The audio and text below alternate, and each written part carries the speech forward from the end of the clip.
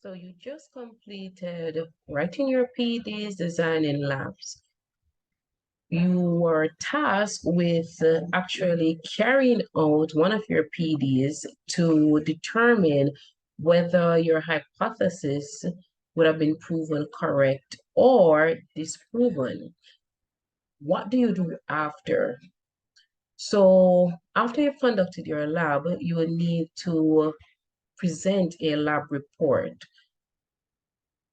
Here is the format. So the first thing you do, you're going to have your method. Notice that it's just one mark. Why? Because your method is linked to the proposal or your PD. Only thing that is required here is for you to change the tense from the method you presented in your PD. So you're going from instructional to report tense because you have now tried your experiment. The next thing that you're going to do is to present your results. Now, this is worth 4 marks. Usually, you tabulate your results, or you may, depending on the experiment, describe what your observations were. Your marks, 4 marks, is broken down as follows. You get 2 marks if it is accurate. If it is acceptable, then you get a mark. If you have any associated formula, equation, then this is where you include them. That's 2 marks. Then you are going to discuss your results. So we're expecting that you have an explanation of your findings, right? How does it relate to the experiment that you're doing? We need an interpretation. So based on your findings, what is it that can be said? All right. Your interpretation needs to be fully supported by data, which means that you are pulling information from the results that you obtained. Let's say that you measure the volume of gas being evolved, right? And I got 30 cm cube. I need to use that information, that 30 cm cube, while I'm doing my explaining and interpreting. I need to state any trend that occurred. So if I realize, let's say you're doing a lab like solubility and you realize that for every rise in temperature, you got more salt to dissolve, then you need to state that. This is worth a whopping 5 marks. If your points are fully developed and thorough, then you get, and it's supported, 5 marks. If it's just partially explained, right, partially supported, then you probably get max 3 marks.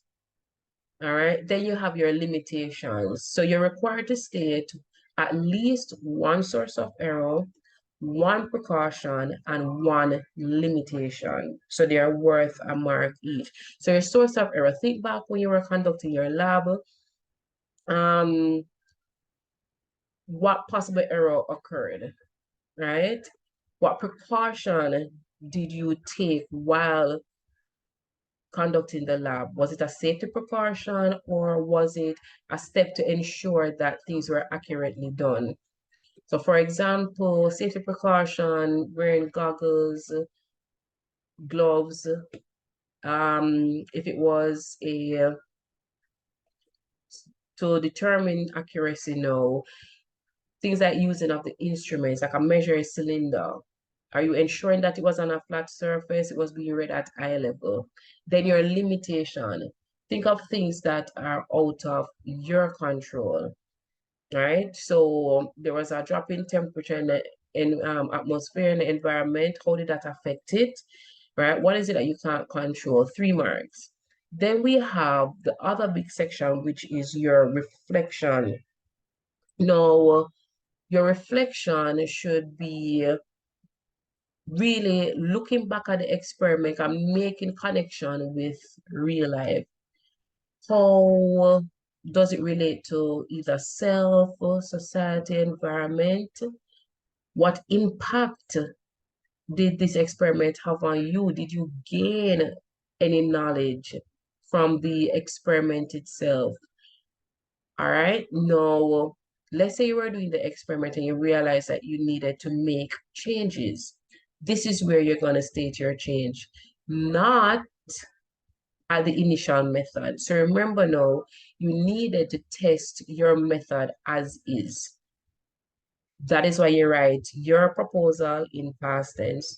As you go along, you may realize that you need to make changes. This is where you're going to do it in your reflection. You're going to make a note of it. What changes were made during the experiment? Why did you change it? How did it affect the experiment? Did it improve the experiment? Was it neither here nor there? Did it make it worse?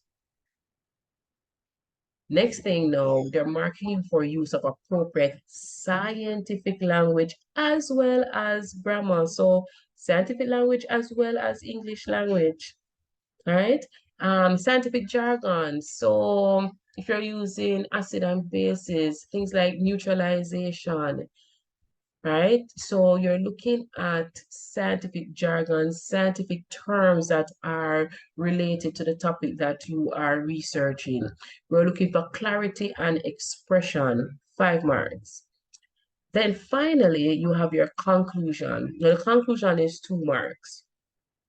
If you just state a conclusion that is not necessarily answering your aim, remember conclusion answers your aim, then it's just 1 mark. If it is related to the aim and you can provide an answer for what you are setting out to find, then it is 2 marks.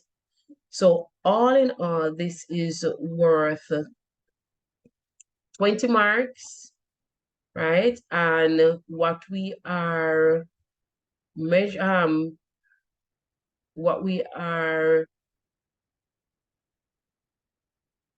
marking for is analysis and interpretation. All right, have fun.